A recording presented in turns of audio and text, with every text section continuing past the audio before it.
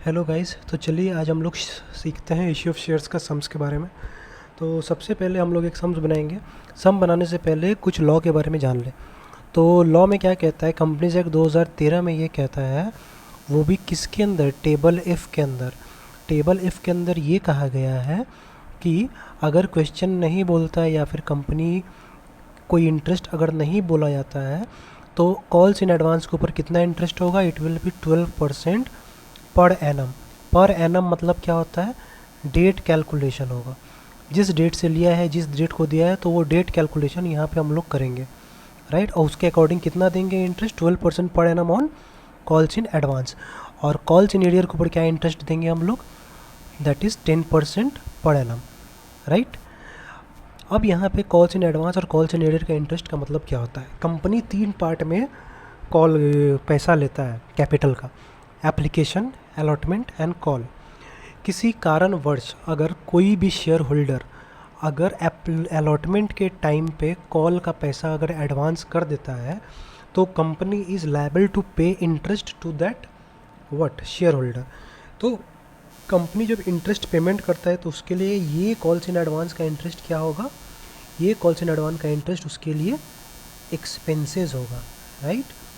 अब सपोज़ मान लीजिए एक और सिनेरियो देखते हैं कॉल्स इन एरियर का। कॉल्स इन एरियर में क्या होता है, suppose application allotment and call होता है। कोई भी शेयर होल्डर अगर अलॉटमेंट में पैसा नहीं देता है, एप्लीकेशन का पैसा दिया, अलॉटमेंट का पैसा किसी कारणवश भूल गया या फिर नहीं दिया, तो वो एरियर हो जाता है। और जब कॉल का टाइम आता है तो कॉल के टाइम में वो बंदा पैसा दे देता है। तब जब वो कॉल का पैसा और अलॉटमेंट का पैसा कॉल के टाइम में एक साथ देता है तो वो क्या करेगा, interest on calls in arrear देगा। किसको, कंपनी को। तो ये क्या होता है, कंपनी के लिए इनकम होता है, राइट। जो statement of profit and loss में, SPL में, that is statement of profit and loss में वो शो होता है, राइट। वो भी अदर इनकम का अंडर। तो चलिए हम लोग एक सम्स बनाते हैं। ये सम्स है आपका, suppose x limited. X limited क्या करते हैं, x limited 10 lakh shares apply किया है इनवाइटेड एप्लीकेशन, राइट। और 10 लाख शेयर्स का प्राइस कितना है, 100 रुपये करके। तो 10 लाख शेयर्स इंटू 100 कितना होता है आपका, 10 crore. That is what, rupees 10 crore का इसका टोटल इन्विटेशन किया था कैपिटल का। एप्लीकेशन के टाइम में कितना रुपया बोला है, दैट इज़ 20। अलॉटमेंट के टाइम पे 30, फर्स्ट कॉल के टाइम पे 20 और फाइनल कॉल के टाइम पे 20, राइट।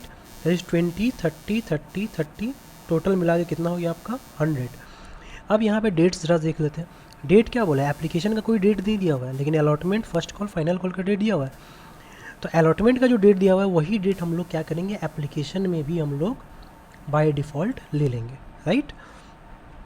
अब कहानी क्या बोला है, नीचे बोल रहा है कि सारा का सारा शेयर अप्लाइड हो गया है और अलॉट हो गया है। एक शेयर होल्डर था जिसके पास 20,000 शेयर्स था। He has paid the whole amount due along with allotment. मतलब अलॉटमेंट के टाइम पे ही उसने फर्स्ट कॉल और फाइनल कॉल का पैसा दे दिया था, और सारा का सारा सम ड्यूली रिसीव हो गया है। और इंटरेस्ट बोला है, इंटरेस्ट कब पेमेंट कर रहा है, 1 फेब को। दैट इज़ 1 फेब मीन्स यहाँ पे इंटरेस्ट का पेमेंट हो रहा है। तो कॉल्स इन एडवांस यहाँ पे होगा। तो कॉल्स इन एडवांस का इंटरेस्ट कितना है यहाँ पे, दैट इज़ कुछ नहीं बोला हुआ है। तो as per table F it will be 12% per annum. Date calculation, तो चलिए डेट कैलकुलेशन के बारे में पहले देख लेते हैं। तो इंटरेस्ट यहाँ पे कितना होगा, बंदा 20,000 के ऊपर ये 30 रुपीज़ तो दिया ही था, दैट इज़ कितना है ये 6 लाख। ये अमाउंट दिया था, इसका कोई दिक्कत नहीं था। लेकिन इसने क्या किया था, एडवांस भी दिया था, दैट इज़ कितना, फर्स्ट कॉल का 30 रुपीज़, राइट। तो फर्स्ट कॉल का 30 कितना होता है, 20,000 इंटू 30, 6 लाख। और सेकेंड कॉल का भी एडवांस दे चुका है ये, दैट इज़ फाइनल कॉल का 20,000 इंटू 20, दैट इज़ 4 लाख। तो अब इंटरेस्ट कितना कैलकुलेट होगा। अब पहले हम लोग देखते हैं, जब फर्स्ट मेरे को एडवांस मिला तो एडवांस यहाँ से यहाँ तक चला फर्स्ट कॉल का।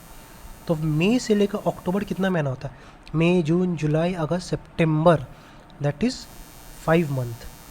अक्टूबर पूरा नहीं लेंगे क्योंकि फर्स्ट अक्टूबर को ही लिया था। तो 5 मंथ का इंटरेस्ट कितना होगा, 6 लाख इंटू 12% इंटू 5/12, राइट। कितना होता है, 6 12 जा 72, 12 6 5 जा 30, that is 30,000 will be the interest. अगला इंटरेस्ट कितना होगा, फर्स्ट में से लेके फर्स्ट फिफ्थ तक, सेकेंड वाला दैट इज़ 4 लाख के ऊपर, ये इतना दिन तक चला था। तो मई से फर्स्ट फिफ्थ कितना होता है, मई जून जुलाई अगस्त सितंबर अक्टूबर नवंबर दिसंबर जनवरी, दैट इज़ टोटल 9 मंथ का इंटरेस्ट हम लोग देंगे। तो कितना अमाउंट होगा, 4 लाख इंटू 12% इंटू 9/12, कितना आ रहा है तुम्हारा, 12 4 ज़ा 48 एंड 12 4 ज़ा 48 एंड 12 4 9 ज़ा 36,000। तो टोटल इंटरेस्ट फर्स्ट फेब को हम लोग कितना पेमेंट करेंगे, हम लोग करेंगे शेयर होल्डर को 30,000 प्लस 36,000, दैट इज़ 66,000 का टोटल इंटरेस्ट हम लोग पेमेंट करेंगे, राइट। तो चलिए इस बेसिस पर हम लोग थोड़ा जर्नल एंट्री देखते हैं। जर्नल एंट्री में सबसे पहला कहानी क्या है, इन्विटेशन कितना किया था, मैंने यहाँ पे एक चेंज किया है, that is I have taken 3 zeros by default. तो ज़ीरो बहुत ज़्यादा होगा क्योंकि 10 करोड़ का सवाल है और बहुत लेंदी हो जाएगा, इसीलिए मैंने यहाँ पे 3 0 अलग से कर दिया है। तो आप ये क्वेश्चन में जब एग्ज़ाम आएगा तो आप ये भी कर सकते हैं। तो यहाँ पे बैंक सब एप्लीकेशन का पैसा कितना था, 20 रुपीज़ करके था, that is what 10 lakh into 20 rupees, पूरा का पूरा पैसा मिल चुका है। तो 10 लाख इंटू 20 कितना होता है, 10 lakh shares into 20 rupees, that is we will take as 20 lakh. तो 20 लाख में कितना जीरो होता है, 1 लाख में 5 0, 20 लाख में 6, तो हम लोग लेंगे 3 0 कम, इतना, राइट। तो the amount will be 2,000, that is 20 lakh, it is equivalent to 20 lakh and we will write the narration as being application money received. तो जैसे मैंने पिछली वीडियो में बताया था, पहले पैसा लेंगे अब कैपिटल में ट्रांसफ़र करेंगे।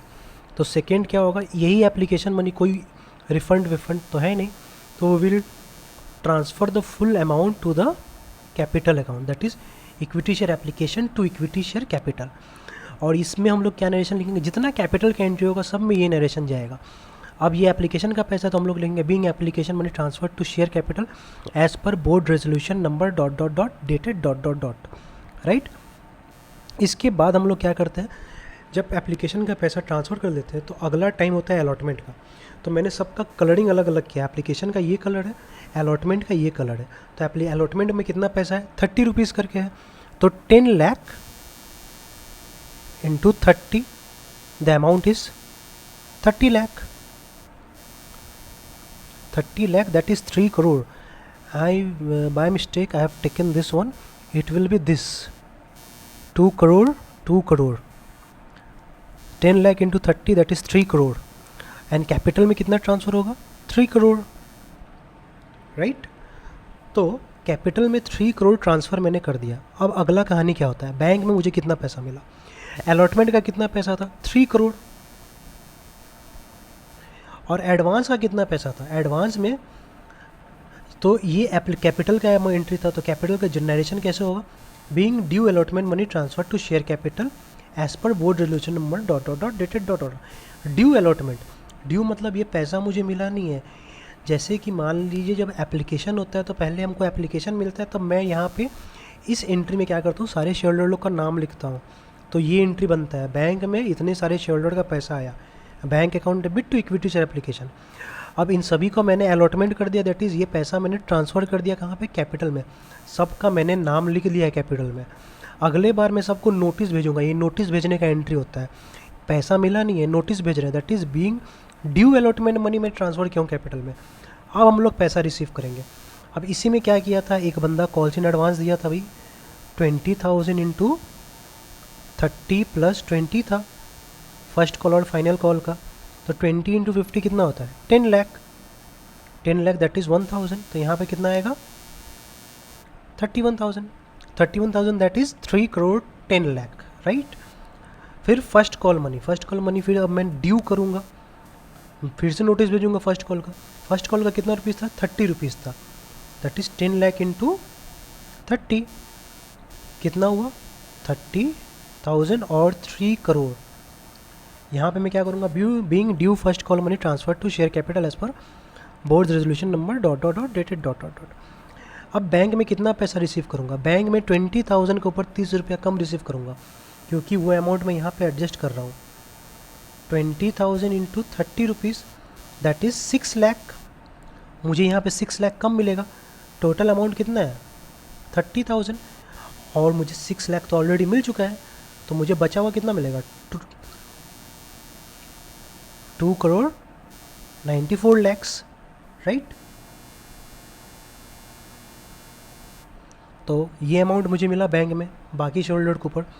इंटरेस्ट जैसे कि मैंने कैलकुलेट किया था ऊपर में, इंटरेस्ट 1 अक्टूबर का कितना था, दैट इज़ 30,000। 30 बाई डिफ़ॉल्ट है, इसीलिए मैं ऐसे लिख रहा हूँ। तो बीइंग इंटरेस्ट ड्यू अभी तक दिया नहीं है, due on advance as per table F @12%। तो interest on calls in advance that is what, expenses होता है, और हम लोग जानते हैं एक्सपेंसेस क्या होता है, डेबिट होता है। तो एक्सपेंसेस डेबिट, और ये शेयर होल्डर किसको दे रहे हैं हम लोग, शेयर होल्डर को दे रहे हैं। तो शेयर होल्डर क्या है मेरा, liability, that is I am creating a creditor, that is interest to इतना, ठीक है। उसके बाद मैं फाइनल कॉल मनी को ड्यू करूँगा, that is in equity share final call to equity share capital. कितना अमाउंट है, अमाउंट है तुम्हारा 10 लाख इंटू 20 रुपीज़ करके, दैट इज़ 2 करोड़, राइट। फिर मैं क्या कर रहा हूँ, यहाँ पे भी मुझे कॉल्स इन एडवांस एडजस्ट करना पड़ेगा, क्योंकि ये पैसा तो मुझे मिल चुका है। 20,000 इंटू 20 रुपीज़ 4 लाख।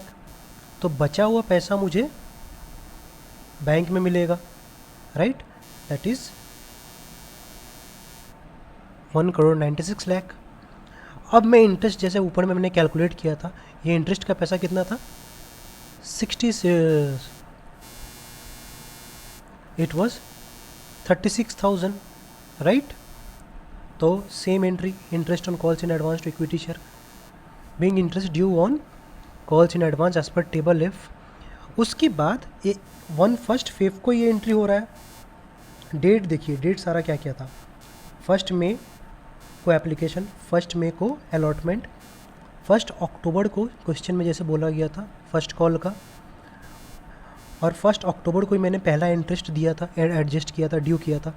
फिर 1 फरवरी को फाइनल कॉल हुआ था, और 1 फरवरी को मैंने अगला इंटरेस्ट ड्यू किया, और 1 फरवरी को मैं क्या करूँगा, टोटल अमाउंट कितना था, दैट इज़ 30,000 प्लस 36,000, 66,000, राइट। तो ये था आपका journal entry. Thank you so much.